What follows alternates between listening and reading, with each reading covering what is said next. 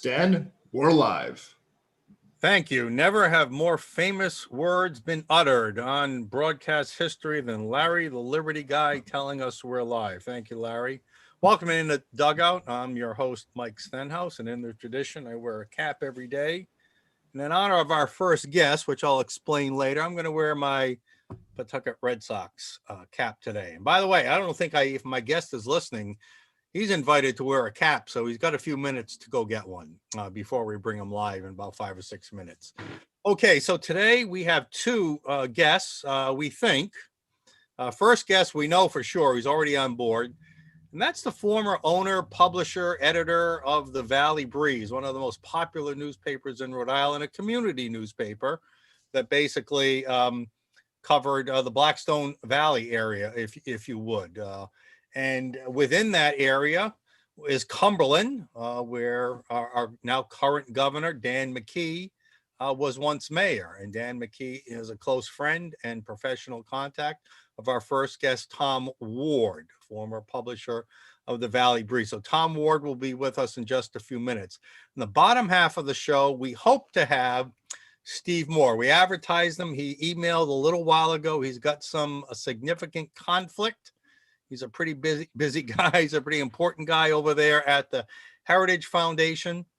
So we are unsure if he will be joining us. If not, Tom Ward, who you will enjoy very much, will be filling in, and we'll have some discussions with Tom about other national and local items. All right, first, before we get into our play ball segment, our longer interviews, we'll take a little batting practice, just some quick hits of things just of worth mention. First, I just saw this a few minutes ago on Facebook, and this is Mayor Ken Hopkins, the new mayor of Cranston. It was just a year ago, or about a year ago, that we sadly went to the funeral of his beloved wife, who I believe passed from cancer. Very quick, very sad. The Hopkins family is a great family, and Cranston surely has been robbed of what would have been a fabulous first lady. So our thoughts to Mayor Ken Hopkins. He's a close family friend. The Hopkins and the Stenhouses. Baseball is one of the things that binds us together, as well as Special Olympics, and we wish a happy 65th birthday to his departed wife. Okay, on to quick other matters. You know, today there's a hearing on a bill that really should just make all of us wonder how far this progressive left, woke, I don't know even what you call some of these things, culture is taking us. There's a House bill, 5604. There's a hearing probably about to start right now at the State House. And this is a bill that would basically mandate that all manner of sex, not sexual education, sexual preferences, politically correct stuff, be developed and included in curriculums at all of our public schools. I mean, actually teaching children how to do stuff. I'm not exactly sure at what age it starts, but pretty young. And it's not just, I don't even like saying the word. It's not just sex. It promotes in a favorable light, you know, stuff such as abortion. You know, of course, the transgender. I just don't know what the purpose of this is. So there's a hearing today.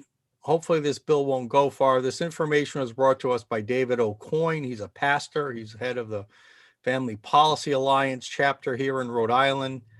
And we hope to have him on our show next week to talk more about the bill and what transpired at the hearing and whether or not lawmakers were seemingly in favor of this. I mean, this sounds like the Equality Act they're pushing at the federal level, a state version of that.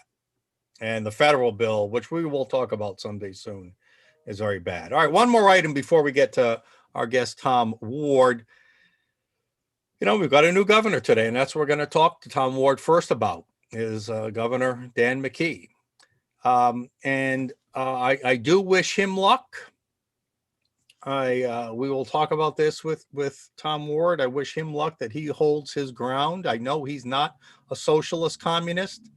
I fear he's not going to be able to stand up to the progressive left, but we will see. But I wish him luck.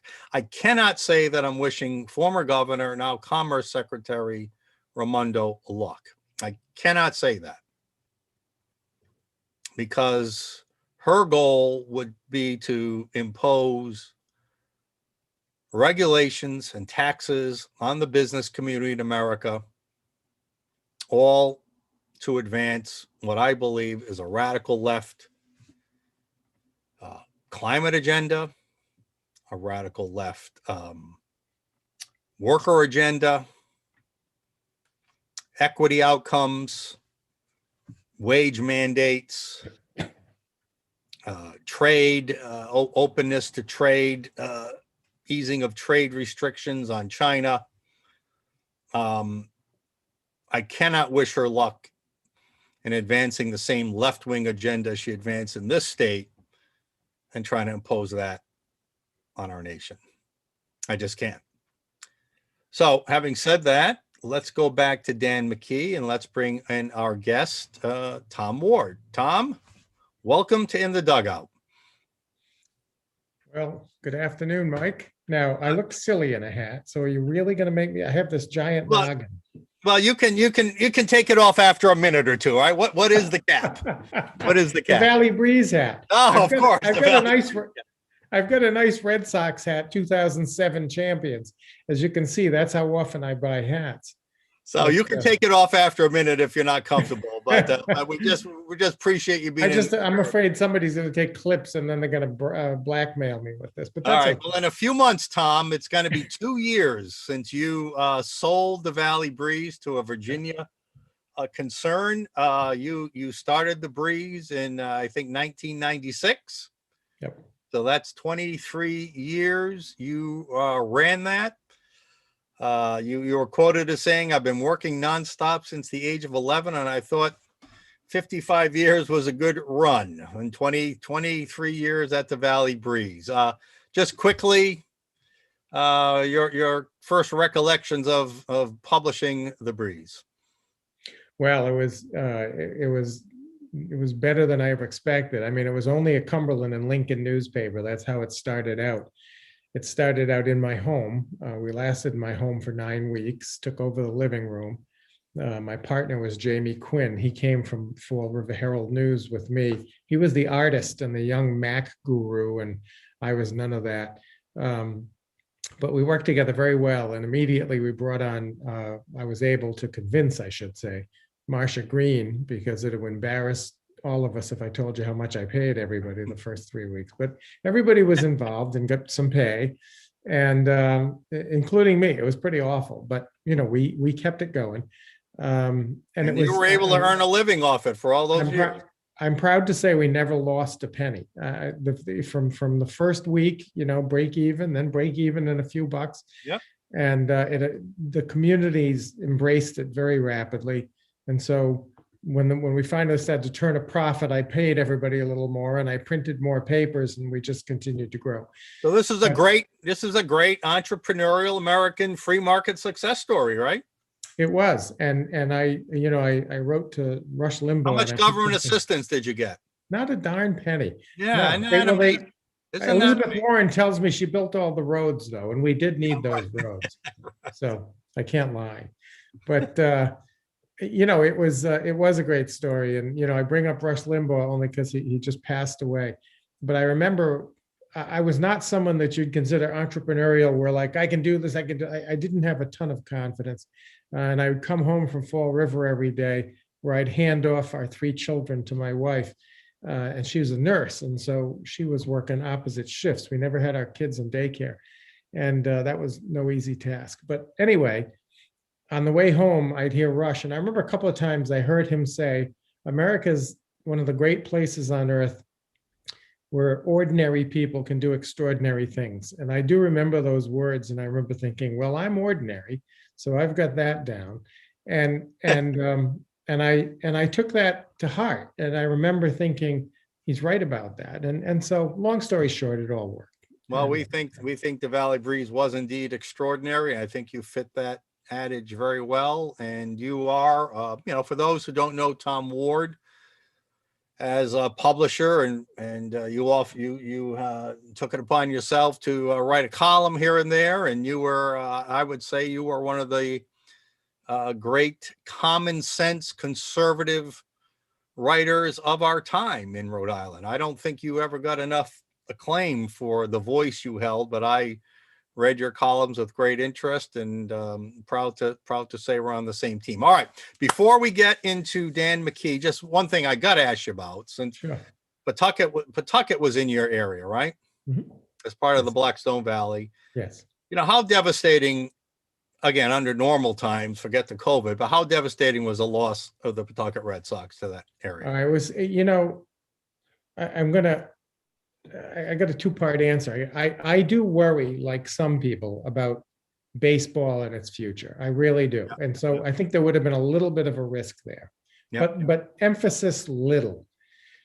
The bad news for Rhode Island was I remember tuning into national TV networks watching, and the Paw Sox would come up and stuff. And so I think it's just such bad news for the state of Rhode Island to lose an institution like that. And then secondarily, the good that the Pawtucket Red Sox organization did in the state of Rhode Island. People don't understand that. Ben Mondor, yeah. Yep. But even after Ben's passing, the stuff they did with the Chamber of Commerce, so this, that, and the other thing. Special Olympics, yep.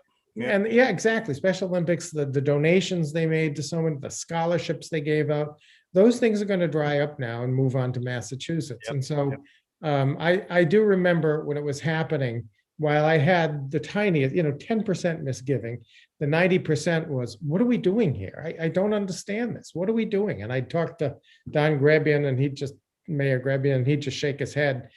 I knew he did everything he could do, and he was The real tragedy was the politics of it, the way the politics played out. Politics had nothing to do with the business case for it. And what bothers me is and I used to say this as a publisher, and sometimes I'd meet some politicians who are a little bit uppity, and I'd say, something, I'm the guy sitting on my front porch, and you're on the river in a canoe, and they didn't like hearing this, but I said, I was sitting here when you were way up the river.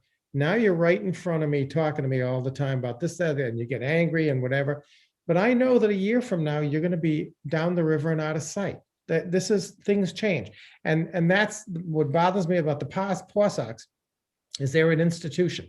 The politicians come and go. Here we are. Nick Mattiello is gone. Gina Raimondo is gone. Yep. And the Paw Sox are gone. Yeah. And it is an institution. There's only one of 30 of them in the whole country where cities had a chance. I had a saying, listen, it was hard for us being sort of against corporate handouts to argue for keeping the Paw Sox as an organization. But personally, I made the comment many times that if Providence and Rhode Island want to be considered, a big time state, or at least a big time state, then at least we should be able to have a minor league team. Right. It's just the small ball thinking that I detest in this state. People don't think big enough in this state, and it was very narrow thinking. And if there is an exception to the corporate handout rule, I think a minor league prized franchise, especially one that's been such a great public servant, like you said, for so long, could be the exception to that rule. Let's move on to governor talk. Sure. Before we get to Dan McKee, which will be the focus of our talk, just one thing on Gina. All the glowing accolades of everything that Raimondo accomplished here, and jump-starting our economy and lifting up small businesses and record investments in education. All that talk. But to me, well, let me just make it open. Was Gina Raimondo 6 years a success for Rhode Island in the view of Tom Ward, former publisher of the Valley Breeze? I give her a C. I don't think it was any better than that. I don't think it was all that horrible, but no, C, maybe even C minus. I don't. There were things that she did, where she lost me. I remember is about a year into her administration. She took a bunch of publishers to lunch down at the Department of Administration. We're all sitting around, and it was free flowing on the record. I didn't report it. I don't remember what. There had to be, every week I had to pick from about 4 topics to write a column. But I'm disappointed as I look back. But it was just one of those moments where it's just like, are you kidding me? I asked her about a sanctuary state. I said, look, Governor, we're a sanctuary state. You've decided that. I said, and I asked her a question, and the other guys around me were kind of surprised I asked it, but and so she looked at me, she goes, well, what is that? And I kind of went back and I said, what is that? I said, well, that's where you've decided not to cooperate with federal authorities on catching and turning over illegal immigrants to the country. And she just kind of looked at me like, I don't understand what you're saying. And I remember thinking, okay, I'm done with you. I can't, I'm a very upfront guy, always have been, pretty straightforward. If she had simply answered the question not to my liking, or said, well, here's what I think and here's why. But this was just so bad that I remember thinking, yep, I'm done with you. Yeah, I think, and we had given her good press. Yeah, I think that sort of, I mean, I don't know if I'd call that particular thing, but I think the condescending attitude and the, I mean, that had to be pretend ignorance right there. Oh, it was ridiculous. I mean, it was just intellectually honest. All of that is just not. All right, let's go to Dan McKee. You know Dan personally, you know him professionally. You covered him as mayor when he was in Cumberland. That was right in your Valley Breezes sweet spot. Talk to me about, and to our listeners, about Dan McKee, the man. Go ahead. Floor is yours. Dan is a wonderful man. Now, I want to say, because I'm making editorial comments here, which I was allowed to make before. I just want to make that, you said I was the publisher and editor. In fact, I was the publisher, and I wrote a column that was opinion. Okay. Marcia Green was the editor, and she wrote the straight stories of what was going on in Cumberland. And so we were kind of yin and yang, but Marcia was the editor. So I can have the opinion, I can have the opinions now because I'm retired, but I mean, Dan was your quintessential nice guy, and he still is. It hasn't changed. I just wrote down a little bit of his background, because I know the thrust of this conversation is many people across the state don't know who Dan McKee is, really. Right. And what I would like to tell my Republican friends, although I'm conservative independent, but my Republican friends, is this: give the guy a chance. And I mean that sincerely. I have seen this state my entire life do the Don Quixote thing of picking an okay Republican and running that person for governor. But we know what's going to happen next year. Dan McKee is going to run for re-election, and he's going to be opposed by a progressive supported by labor. You can take that to the bank. And so the question I will have for Republicans— You're saying the progressive will be supported by labor? Yes. Okay. Yeah, Dan won't be, and I'll tell you why in case you don't know. But Dan is opposed by labor. He's no friend of labor in their mind, although he's a very fair guy, and he's always been a fair guy. But to take it back just a step, when Dan was young, he was a coach. He was a basketball player. He was a coach. He was very big into kids. The Cumberland Boys Club, now the Boys and Girls Club, Cumberland Lincoln Boys Club, was founded by his father and some other friends back in the 60s, I think, or 50s even, because they saw boys hanging around. So Dan was cultivated in that. And then he grew up, and his family has his brother still runs a small oil delivery business. Yeah. How that plays into TCI, I don't know, but that's an interesting I was going to ask you about that later. We'll get to that. That's fine. But anyway, Dan ran a racquetball court and a fitness center in Woonsocket in the 80s and 90s, and then he sold it. His family owns the oil business, and his other brother is a developer of repute. And so, but that's— I got to interject right here before I forget, just for a little laugh. Okay. Now, Most of our listeners know I played Major League Baseball. Yep. What most don't know is that I also played basketball. I was second team All State, and I played 2 years at Harvard Division I. Dan played a lot of basketball. Who would win in a basketball game, me or him? Because when we met, we talked about having a little one-on-one a match. So who would win? I never saw either of you play. I have no idea, especially in your 60s. Could either of us even reach the rim with the ball anymore? I don't know. But, I don't know. Okay. By the way, All I'm gonna take this off. Yeah. Go ahead. Continue your story about Dan. So anyway, I wrote some of these notes down from a good story we had, but I said, Dan McKee, if you don't mind my reading for a moment, I said, Dan McKee is a generally shy but determined man.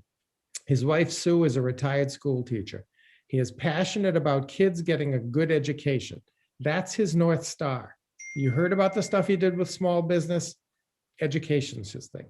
McKee is not a backslapping politician. He works quietly to slowly build consensus with people. I'm not sure his style of work will, like you, I have misgivings about his style of work and whether it will work with only 1 year to prove himself to the voters of Rhode Island. He may have to reinvent himself a little bit. He's a very modest guy. And here's what I mean. We have many politicians, we covered 10 communities, and it's traditional that there are press releases and there are, hey, I'm doing this, come down and take my picture. Dan McKee never did any of that. We'd have to hunt him down. Hey, Dan, we heard you're working on this and that and the other thing. Sounds like a good idea you want to talk about. Okay. So he's very modest. That fits with I've had 5 or 6 meetings with him, and I would say that everything you say fits with what my impression would be of him. Yeah. Which is kind of, I like it, but you do wonder now that he's reached a whole new level of politics, will it work? Because you have to be out there and be seen. But he's no slapper. So my question is, the question some people might have is, what was all this about with Gina Raimondo? And the answer is 4 words: non-union mayoral academies. Yeah.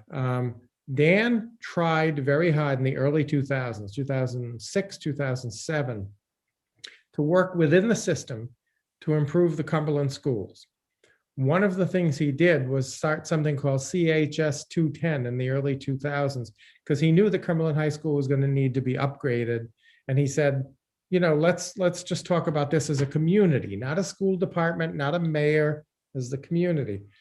And as part of that, he tried to work within the system that generally excludes mayors. And he finally just got fed up because the marks, Cumberland's got good marks now. It didn't have good marks then. And he was just sick of it. And he's just like, you know what? His North Star is education. And he said, if this is what we have to do, we're going to start charter schools. And he had gone to the Kennedy School of Government at this time, and he had learned a lot about things. And so he got it past the General Assembly to begin the mayoral academies, which are non-union, which I just remember when it happened, I was stunned. And start these academies in the Blackstone Valley. And the unions hated it. No unions. Serves 4 communities: Central Falls, Pawtucket, Cumberland, and Lincoln. It started out with about a quarter of the students from each community. It goes by lottery, and it's essentially, I've been in those schools. The kids are all in uniforms. They're all well behaved. He actually took me on a tour of the school. All right, let me ask you this. I'm going to stop and talk about the education issue for a second, and then you can continue your story. Now, I first met Dan when our center, as you may recall, 6-7 years ago, was pushing for private school choice programs. Now, charter schools are one form of school choice. We have corporate tax credit scholarships are another form of school choice, and then private school tuition support is a third form of school choice. So knowing that he had started these charter schools, these non-union charter schools that stood up to the unions to get them started in the first mayoral academies in the whole country, I went to him and said, would you join us on that? And he said, no. I said, why not? He goes, well, I'm only for public schools. I go, well, why should it matter? Public schools versus private schools. If educating our kids is important, but like many people I met and many charter school advocates, they only support charter schools because they're still technically public schools. So disappointed, I would say, that he wouldn't support private school choice. Your thoughts on that? I think he's a pragmatic man, and I think he knows that he lives in Rhode Island. And I think he knows that he could shovel poop against the tide and come up with nothing. But he went his own way instead and actually accomplished something. And so today, you've got kids from those communities coming out of the Mayoral Academy, which it only grew by 1 year at a time, and is finally graduating high school seniors, and they're all going to college, and they all got great marks. It's not perfect though, and this is why he's come into a falling out in Cumberland, is because the money follows the child here in Cumberland and across the state. Yep. And so the money, it is actually sucking, I think it's about $3 million out of the Cumberland school system right now. And so something, as I told Dan at the time, as this was going on, look, you're building a parallel school system, and they're not going to let you do that forever, because it just doesn't make sense, to taxpayers. And he I think he knows that, and I think he's sort of fighting that battle. To your point, as far as let me just note first, okay, Tom, but our private school choice program, you do not have to build a new school system infrastructure. It's already built. Catholic schools, not secular schools, and the money, it's about half as much. You only need half as much money to follow the student as you do to a charter school. So it's not about money, so that's the thing. I'm not, is it about unions? Because he already defied the unions by doing the mayoral academies. So why wouldn't he defy the academies one step further? What would be the politics of that? I think it's a very good question. No, I think it's a great question. Okay, and I think it's a time to ask that question now, because the academies are built. I should point out, I can think of off the top of my head 2 of the mayoral academy buildings that were Catholic schools, St. Patrick's and Cumberland. Right. And the one in Central Their Falls. membership's gone down. The charter school's been trying to buy them. Yeah. Yeah, they could buy them for a reasonable price. But anyway, but to your point, sure, why not have pick a number, $5,000 voucher that goes to parents to let their kids send their kids to a Catholic school. I'm completely less than with the you. 17 that follows them to a charter school, isn't it? I'm completely with you on that. Okay. And I would go back to your story. Go ahead. Yeah. So anyway, so I think what happened with Dan was that she shoved him aside when he became lieutenant governor, because I think in the case of Gina Raimondo, I said, in my opinion, Raimondo had to kiss and make up with unions after they were blindsided by her pension reform, which I call the greatest head fake in the state of Rhode Island. Yeah, history. yeah, it was. I mean, it was necessary, and I'm very happy. It was a brilliant maneuver. Well, was it a maneuver, or did she believe it? But then she found out. All right. So again, let me stop here and let's key in on that point for a second. Let's drill down on that. So you said Labor would likely back a progressive candidate in a Democrat primary for governor against McKee. But yet everybody thought the same thing with Raimondo. The unions were against Raimondo when she first came in because of what she did with pension reform. Whether it was that effective or not, we can argue. We don't think so. But anyway, she did it. But within a couple of years, they were all simpatico, right? They were backing her. I mean, they might prefer, but I think you got to say in large part that the union supported Raimondo in her most recent run. So is McKee going to eventually bend? Is he strong enough not to bend to their will, not to be able to resist the campaign and election support they can give? Do you think he's strong enough to hold them off? I don't think he's got a chance to get their support. I mean, they might be talking to him now, but that's what they said about Raimondo. Yeah, no. You've seen roadworks, right? You know how many laborers are working on roadworks for the next 10 years? That was the payoff. That was her saying, in my opinion, that was her saying, can we make up, boys? I'm going to shovel you tons of money. And that was the private sector. That was the private sector unions, right? Well, okay, yeah, I understand. But Raimondo even had the teachers union on her side this last election. Yeah, no, I think the government union. I think everybody has come around. I mean, time passes, and I think they came around. I don't think they loved her. I don't think they ever did. But back then you were fighting an Alan Fung or someone who might be a bit more conservative. You know, with Dan McKee, you've got the guy, and by the way, I should be careful. I don't want to say progressive, like one of the progressives now will run. I should say a much more progressive / liberal or liberal, you know, the Nelly Gorbea is something like that, as I think who they're going to come around to. Yeah, I think you're right on that. Yeah. So that's where the union money is going to go. That's my prediction. And so I think Dan will work his hard, because he always tries to build consensus. He's a very fair guy, and he's going to try his level best to be fair with everybody. But I see the shivs coming out next May or June, or as soon as they get what they want, and then they move on. That's just I've watched Rhode Island too long. But anyway, that's what I think. So let me ask you. Yeah. To me, and then we'll get back to your story. You can keep weaving it in as we talk. That's fine. But I want to stay on this topic, sort of in a different way. So there are two. I think there are going to be two forces, because you would agree with me just quickly that Dan McKee is not a socialist communist, right? Oh God, no. I would call him a conservative. He's a moderate, Democrat. he's a typical Kennedy type, old school Kennedy type Democrat, right? Something like that. That or Okay. even conservative Democrat. Yeah. Yep. Okay. All right, fine. So there's going to be two forces that are going to try to move him, and that's going to be the government unions, the teachers unions, police, fire, and all them. We know the teachers union especially has also gone in cahoots with the hard progressive left elements that are now pretty much controlling the state legislature. So you got the progressive and you got the union, and even though they're kind of working together a lot. He ran against an admitted progressive for lieutenant governor primary a few years ago, and Aaron Regenberg. Mm-hmm. But yet it appeared, based on his public comments, that he was not going to distance himself from the progressive left because he felt like he would need their votes, not only maybe in the primary, but maybe more importantly in the general election as Democrats. So is Dan McKee, in your opinion, going to feel political pressure to appease the progressive left in order to, in his view, stay in office?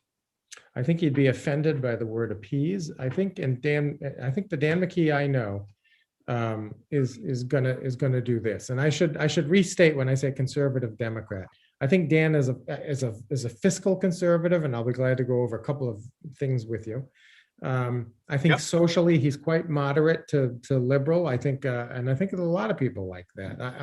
I consider myself among them. Socially, you know, I'm a bit more libertarian, and so, and I think Dan is there too. But the you know, as far as would he appease? No, he's not going to. He would never consider it appeasement. What he's going to do is sit down with them and try to find common ground. That's his nature. That's what he does. I've seen it do it so many times. Now the question is, will they roll over? How is there common ground between socialists and capitalists? How is there common ground? There isn't much. There isn't much. And you're right. So you have to appease. In my view, you have to either appease or you.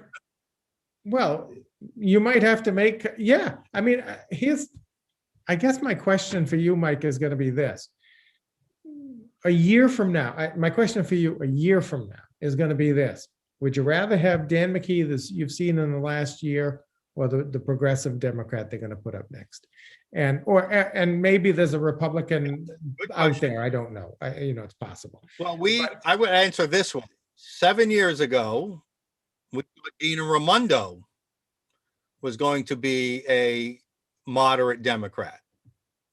Well, that's the head fake we talked about. Yeah. Yeah. So I know that McKee isn't faking. I guess the question is he going to be strong enough? All right. So here's the thing. Dina Raimondo 6 years ago knew she was very ambitious and wanted to get other places like Washington. Dan McKee I guarantee you, is not thinking in those terms. He's not. This is good. It for him. Good. Yeah. He's going to put Rhode Island first, I think. He is. I think, well, will he put Rhode Island ahead of his political future? That's the question. Because if he's putting his political future first, then I'll use the word appease. He may have to appease the unions and he may have to appease the far left. I don't know. We'll see. That's what That's we're going to keep an politics, eye yeah. on. All right, here's the thing. I see that Steve Moore, Larry Liberty Guy, just logged in. So Tom, we spent a good, I'd just like you to wrap up. So why don't you give a final wrap up, and we'll have you back. Listen, we'll have you back. This has been a great discussion. Well, that's fine. I'm just going to give you a couple of things that I want to make Okay. sure that your listeners hear about. One, Okay, go ahead. he reformed the police pension in Cumberland, saving $20 million. So, but there was no headlines about it. He just quietly did. It took him 2 years where we had, like all the other underfunded pensions, he took it upon himself and he worked with the unions over a couple of years. The unions came to the table. The FOP were very good. And it saved $20 million. It was a complete overhaul of the pension system. Nobody knows that. The second thing is when he came in, Cumberland was on the verge of bankruptcy. And over his years, it went up 8 bond levels to just about as high as you can get it. Has a very big, I can't find the number fast enough, but now has a big surplus. He started all that. So when I hear people call talk radio and complain about all the things they complain about Democrats, Dan McKee didn't do that. He Okay. did what Republicans do. And I just want to make sure your listeners know that. Good. So, and that's, when he did say, I think I saw a report or heard it on the radio that he did say, I'm going to be putting in my budget and there's not going to be any new taxes in there. Now, as you do know, the unions and the progressive left are looking to impose a wealth tax. They're looking to stop or reverse the phase out of the dreaded car tax. And McKee, at least fiscally, indicated that his budget will not include tax hikes and will not include a cessation to the car tax phase out. But he has said some very concerning things to me. He has already made some concerning appointments.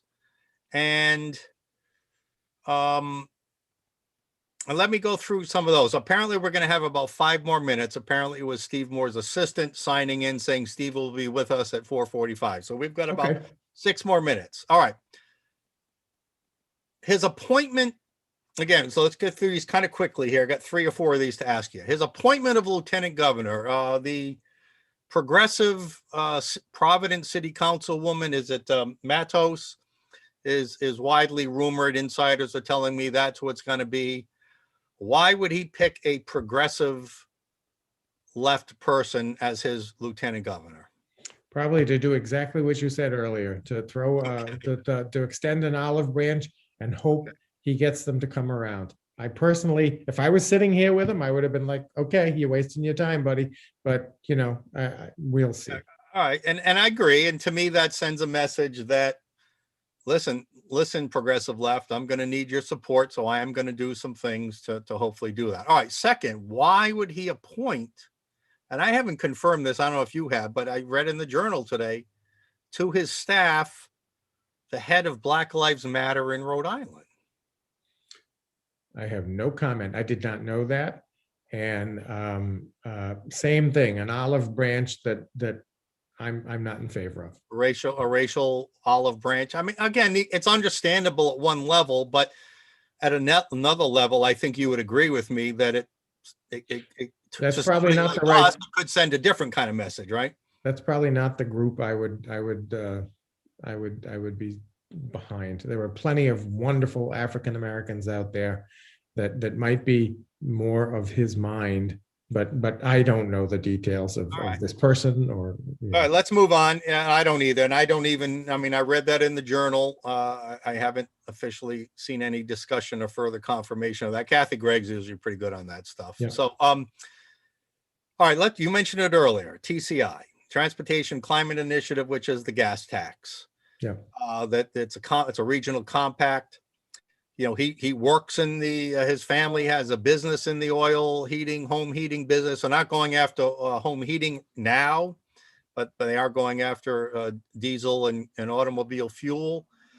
He has made quite a few comments about the pressing dangers of climate change. We are open to the fact that the climate's changing. We just don't think we need harsh economic measures to deal with it. That's the difference between us and the left. But he really seemed to be making, like I was disappointed in Gina Raimondo made climate change such a big part of her administration. It seems as if Dan McKee might be following in that. I'm going to give all listeners a little heads up. Probably on Monday, I'm going to be making a public call out for Dan McKee to withdraw us from the TCI compact that Gina Raimondo put it in. Give him a chance to separate himself, to prove, he's been talking that he's a small business advocate. So that's what I want to talk to you about. Talk to me about the environment, what you know, and how much do you think Dan McKee will improve the business climate in this state? Well, I can tell you, Dan McKee understands the small business climate, and I think that's why he picked small business as his thing. I think he recognized that, like I said, education's his North Star. Why didn't he pick that? I think he recognized that he wasn't going to get anywhere doing that. So he chose small business, something he's equally conversant in. And I think he's done a very good job in outreach to small businesses. I know he has over the last. Can you think of any policy moves he's made in that regard? Oh God, he's lieutenant governor. Of course not. Come on, man. Or that he stood up and advocated. I mean, listening is one thing. But listen. What do you know that he's actually advocating for? He's infinitely polite, but you have to remember it was only 6 months ago where Gina Raimondo was holding on to that CARES money and it drove McKee crazy. And he finally was like, enough. Yes. These people are dying. He said that. And he shamed her into releasing that money. And I'm very proud he did. Some of it. Yes, he did. Yeah, what he could get out of her. And now that we're seeing this 1.7 billion bailout, I mean, all that money, that extra money that should have gone to businesses, she didn't need it to plug the damn budget gap. We're going to get this massive. Well, she took care of state employees, and while the restaurant owners were going under, she took care of state employees, and that drove him crazy. And I can tell you, had he been governor, he would have had a completely different handling of this pandemic. All right, so we hope, but on TCI, you understand that the TCI gas tax would be a terrible thing for small business. It's a job killer, budget killer. I don't know what decision he's going to make. I'm sure he's fully up to speed on it, but I hope he thinks the same way as I had a conversation with Representative Carlos Tabone many years ago, where I said, you guys just go on like la-di-da, like, oh well, everyone can afford it. I'm like, think about the people in the three deckers in Pawtucket and stuff, and you guys just, it's an extra $15 a week. We have to save the world. And it's like, come on, man, these guys don't have that kind of money to just be living your dream. So I know Dan gets that. I know he's very aware of what happens with the lower income communities, so it will be interesting to see what he says and replies to you and talks about TCI, because I really don't know what he's going to do. Well, all right. So until we see that Steve Moore we see the video, we know his staff has logged him on here. We can spend another minute. So what else would you like our viewers to know about Dan McKee that we haven't covered yet? Well, let me see. It was, as I said, the big one that I wanted to get across was pension reform. Yeah, he inherited the town. The town was in junk bond status when he took over, and he gained 8 points in the credit ratings and reduced the town debt by $25 million. Wow. And the town is in very good condition today. He's been very good on open space. It drives me crazy when they say conservatives don't care about nature and this kind of stuff, it's like conservatives. Do you get it, people? And he was really helpful to the Cumberland Land Trust open space in the town of Cumberland. He was very supportive. He's just been, I just found him to, and let me just say another thing. This is another silly little thing, but on April 10th, Saturday, April 10th, I don't know if he'll be able to do it this year, but for 15 years, I, as the Valley Breeze publisher, and now as a citizen, run a community cleanup. I buy the bags, people come by, pick up hundreds of yellow bags, and all go out on a Saturday, usually late in March. This year it's on April 10th. And we clean this town along the roads, and it's amazing what happens in one day. All I gotta do is buy the bags, and people all step up and do it. I organize teams. You led that effort? Huh? You led that effort? I laid it. I'm still leading it now. Yeah. Very cool. And but one of the volunteers is Dan and Sue McKee, and he always writes to me, I'll get Hillside Road. Thank you, Dan. Boom. And I bet he's going to do it again this year. He's going to grab a couple of bags and clean Hillside Road, the governor of Rhode Island. Yeah, he And does. has he ever asked me to, come take my picture? I'm the lieutenant governor. No. Gotcha. He So- does seem to be down to earth like that. All right, Tom Ward, thank you for your time. We'll have you back soon. This is a great discussion. We'll talk all things Rhode Island with you if you'll come back. Sure Thank you, thing. Tom. Happy to. Okay. Thank you, Mike. Tom Ward, former publisher of the Valley Breeze. Okay, I see that Steve Moore, the great Steve Moore. Boy, what a day we have for a VIP guest. Steve, unmute yourself, please. Okay, give us a tip. Muted. All right, gotcha. Steve Moore, visiting fellow, great economist at the Heritage Foundation. How you doing, Steve? I'm doing great. I don't like all this money that we're spending here in Washington, D.C., but other than that, I'm doing just fine. And, we got to stop this massive $1.9 trillion spending bill. It is an abomination. We just got to get the vaccine out there. We got to get states opened up. What's your situation there in Rhode Island? Are the schools open? They have the option to be open, but teachers' unions are basically holding them closed. You know what I call that, Mike? I call that child abuse. It is a statewide child abuse policy.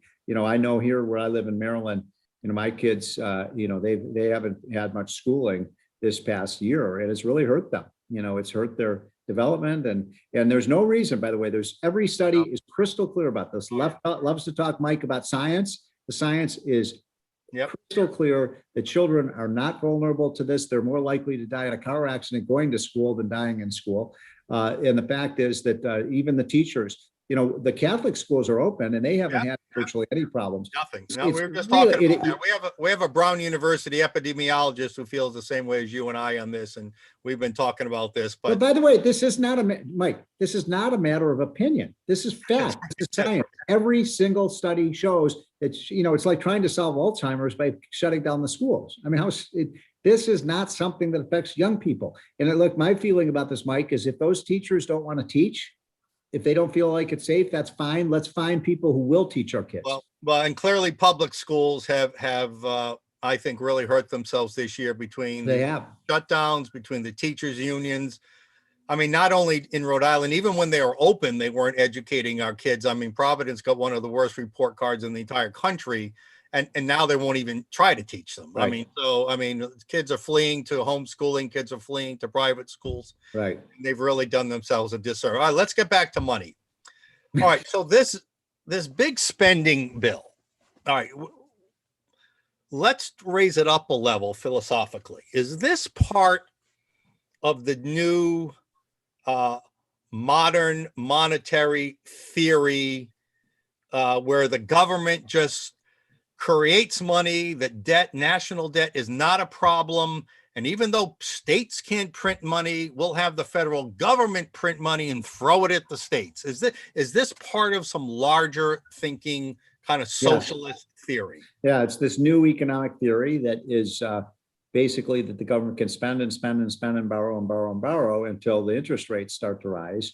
Well, and by the way, I'm not necessarily against borrowing all the time. I mean, if you're building a home, you borrow to build the home. If you're building something, business, and you're going to purchase some equipment or a factory, it's certainly appropriate to borrow for that, because it's going to have a long life and you're going to income stream from it.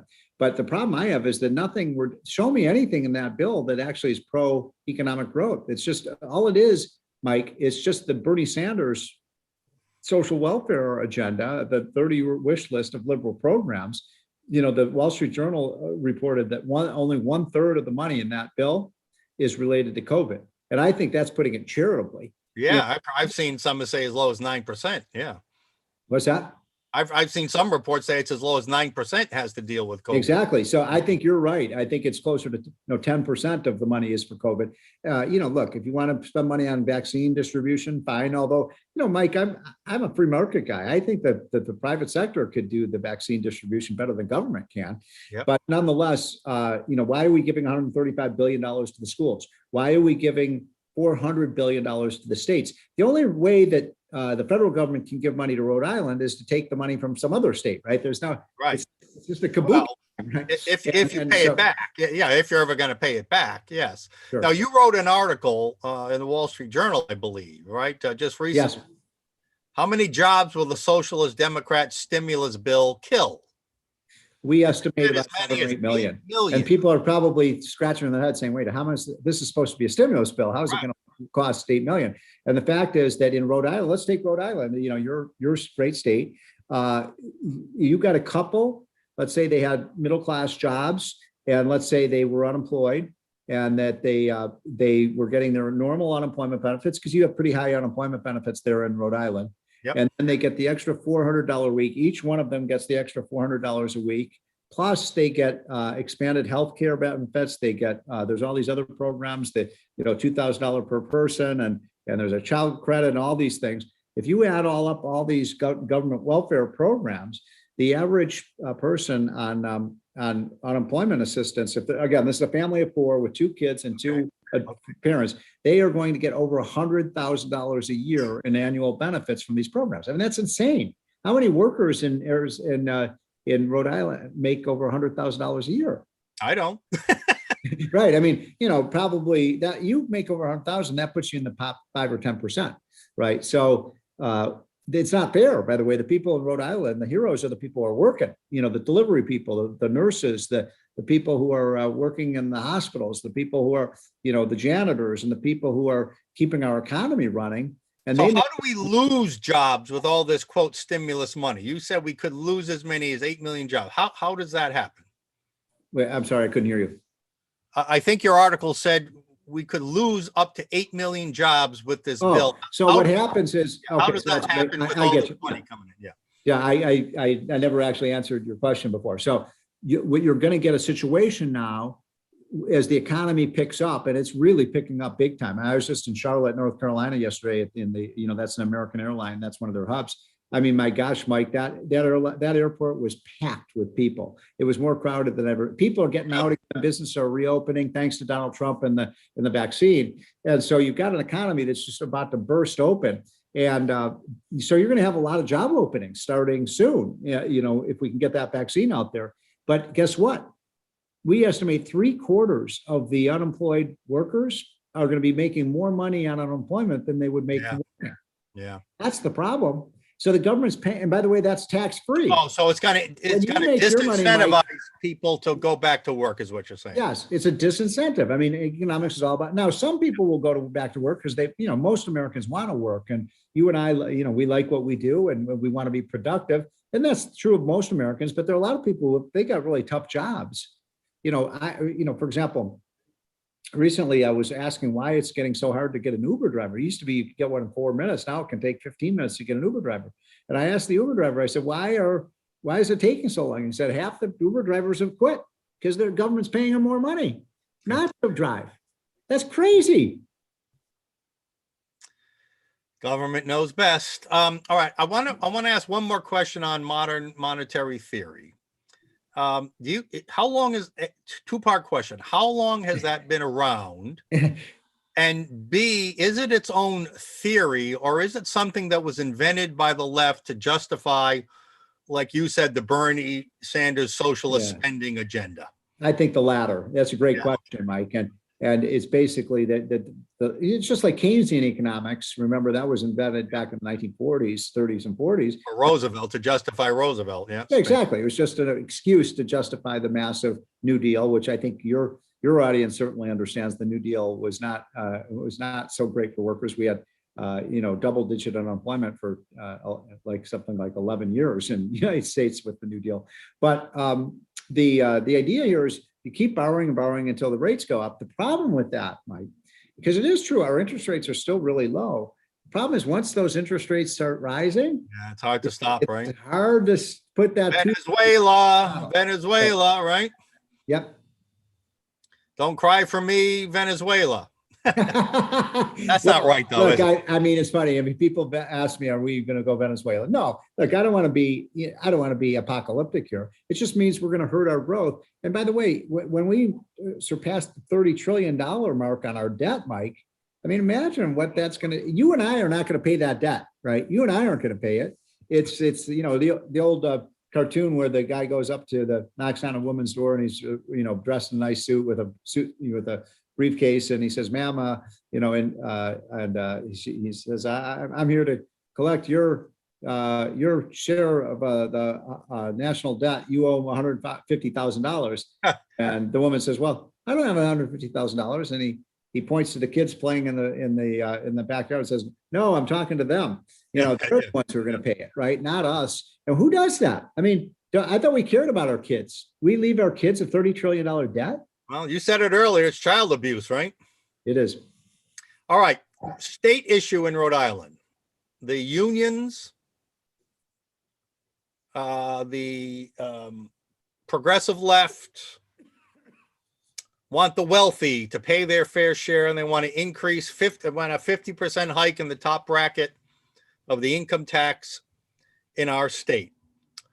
So the question, comment generally on that, and then give me, you publish a book, or I don't know if you still do, Rich States, Poor States. Yeah. Along with, ALEC, American Legislative State Council. Yeah. You know how tax policy impacts behavior, drives state to state migration. Right. Is it a good idea? Why is it a bad idea for Rhode Island? What examples of failed wealth taxes can you cite from other states? Well, first of all, I mean, Rhode Island is a high tax state already, and it has been losing people. It's been bleeding some of your, best, highest quality, the businesses and the employers, and those people have been slowly leaving Rhode Island. And so that's number one. Number two, I got to tell you, I mean, I was in Florida a week ago. I mean, Florida is so absolutely booming right now. It's incredible, Mike. I mean, you can't even buy a house in Florida. You want to buy a house in Florida, Mike? There aren't any houses to buy. No income tax, right? Yeah, exactly. No income tax. People are flooding into Florida, and they're leaving. Where are they leaving from? Massachusetts, Rhode Island, New York, Connecticut, New Jersey, my home state of Illinois, which is a disaster. California, one of the most beautiful states in the places in the world, is losing population of people. So you raise your income tax, you're not going to have rich people to tax. They won't be there. So you're going to get, how high do they want to bring that rate up to? Right now it's 5.99. They want to raise it 3 points to 8. If you do that, I guarantee you will not raise money. You will see a stampede of people out of Rhode Island, and it will be the wealthy who will leave, and the people who are going to be really the people who suffer as a consequence will be the lower income people, because they're not going to have who's going to fund all these government services if rich people leave? Who's going to invest in businesses to grow, right? Yeah. Yeah, right. Yeah. What other states have failed in this regard that you can think of off the top of your head? Well, look, first of all, there's 9 states that have no income tax, and those states are booming. You've got states like Texas and Tennessee and Florida, and those states are doing so. New Hampshire. In New Hampshire, of course. And so those states have been really doing great. And then you've got the high tax states. You've got, my home state of Illinois. You got California, New York, New Jersey. You've got Minnesota, and those states are not doing so well. And we've fought this fight. You and I have been fighting this fight together, Mike, for the better part of 10 years at least. And they keep wanting to raise tax on the rich. And look, I'm not rich.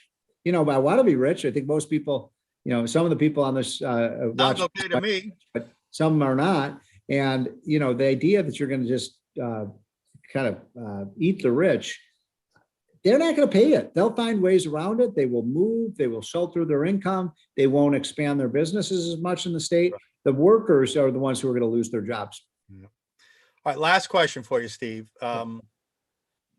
So again, state issue, your recommendation, your thoughts to lawmakers, to us. Rhode Island looks like it's going to have, $400 or $500 million deficit because of the pandemic and because of some structural things that existed anyway. But if the stimulus bill passes as it is now, it looks like Rhode Island's slated to get about 1.7 billion, over 4 or 5 times larger than our deficit. Probably a lot of that money is going to go to make up for unfunded pension liabilities, in government union pension funds. what would be the best way if that money does come in at that level, and you and I both hope that it doesn't federally at least, what would be the best way to spend it? To reduce taxes, to invest in some kind of infrastructure? What would be the best way for Rhode Island to put that money to long-term? Well, I've been traveling around the country. The reason I've been on the road a lot lately is I've been, I was in Nebraska and I was in Arizona, I was in North Carolina, and talking to governors and state lawmakers. And my line on this is, look, you don't want to spend that money because you're going to have a bubble in your budget, right?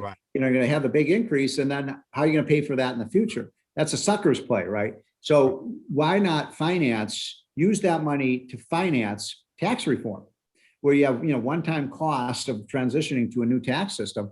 But my goodness, you could have a flat tax. You could get your rate down to, maybe 5%. And, instead of chasing the rich people away. How about we attract them? Exactly. There you go. You know what that'll create? Freedom and prosperity.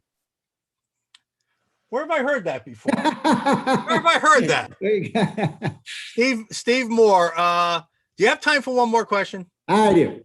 All right. We've been fighting, and we're going to make a big issue. I thought you were going to ask me what your batting average was.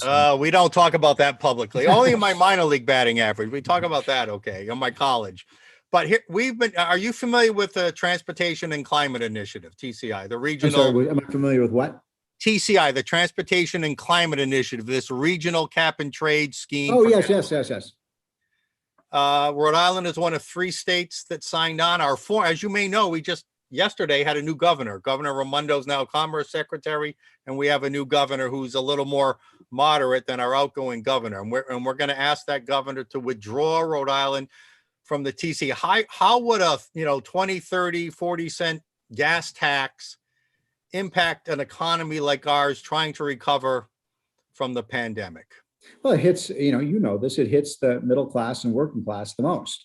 I mean, the super rich in Rhode Island, they don't care if they have to pay another 25 cents or 30 cents a gallon for gas. But, energy is a resource that poor people use. They use it for their home. They use it to get their way to a job. They use it for all the purposes we use energy for. And it's a regressive tax that will hurt the incomes of Rhode Island families. So no, hell no. The left wants to make energy more expensive, so that when you drive or when in some states, they have this new thing like natural gas. They won't even allow you to hook up natural gas to your stove or your oven. How stupid is it? I mean, natural gas is a cheap and efficient and clean burning fuel. It's made in America. Look, Mike, my feeling about this energy stuff is very simple. We should be the #1 energy dominant country in the world. We should be producing oil, gas, coal, which we have more of than any other country in the world, nuclear power, wind power, solar power, whatever works, we should use it. This idea that we're going to move to only wind and solar, right now we get about 10% of our energy from wind and solar power, less than that. And we get, 80% of our energy from fossil fuels. Does anybody actually think we're going to actually eliminate fossil fuels? I mean, if they try to, they will absolutely paralyze the American economy. You need what happened in Texas, right? You need cheap energy and efficient and made in America energy. We need all of the above approach, right? All of the above. There you go. Steve Moore, you are terrific. We thank you. We know you're busy as hell. Thank you for taking time for little roadie and for me and coming on in the dugout. Mike, I mean, you are the one vote, with a great one vote of sanity and voice of sanity. And, we got to get you to run for governor. Okay. I'm not joking. With that, House for governor. With that, we're going to say goodbye to Steve Moore. Steve, we'll have you on soon. Thank you. Okay. Hope to see you soon. Bring me out there in the spring when I can play, golf or something like that. All right. Deal. You got it. Thank you, Steve. Take care. Wow. Folks. Now that's what you call 2 great guests. Those are 2 guests you're not going to get anywhere else in the Rhode Island media. Tom Ward's available. Somebody might be smart enough to contact him. We were smart enough to contact him. We're going to have Tom Ward back. He was terrific. Steve Moore. There's nobody else in Rhode Island can get a guy like Steve Moore on the show. Let me tell you that. And Steve was right. You heard him mention he's been working with me for 10 years. You may remember 7, 8 years ago. He joined, he was our panelist at a debate we held down at the University of Rhode Island. He's been up here a few times. We've got some mutual friends in the state. In fact, I even think he might have married a Rhode Island woman or somebody associated, friendly with someone in Rhode Island. So we'll try to have Steve back. But boy, was that some insightful commentary from Steve. And we're gonna be putting out little clips on the income tax and little clips on the TCI gas tax that we will use as part of our campaigns to fight against taxes. And speaking of which, we've got a website. We ask you to go to Raise Sales, Not Taxes, SAILS. Wouldn't you rather, like he said, wouldn't we rather be rich and attract rich people, have a better chance of having a good paying job so we can have our own sailboat rather than getting taxed to death and driven out of the state? So let's raise sales, not taxes.com or .org. I remember which one. We go to that website and check it out. All right, great show. Tomorrow, again, 2 great guests. First half hour, also from the Heritage Foundation, Hans von Spakovsky. He's an election expert, and he's going to talk about this travesty of a bill in the U.S. House of Representatives, H.R. 1, which would completely enshrine everything that was wrong with our elections this year into law federally and take away states' rights to determine how we conduct our own elections. It's a travesty. Tomorrow with Hans from the Heritage Foundation, we'll talk about that. And then, of course, our regular Thursday afternoon contributor, Dr. Andrew Boston, will be on. Is it time for Rhode Island to follow Texas's lead or Mississippi's lead and end the mask mandates and the business shutdowns and make it all optional, up to you?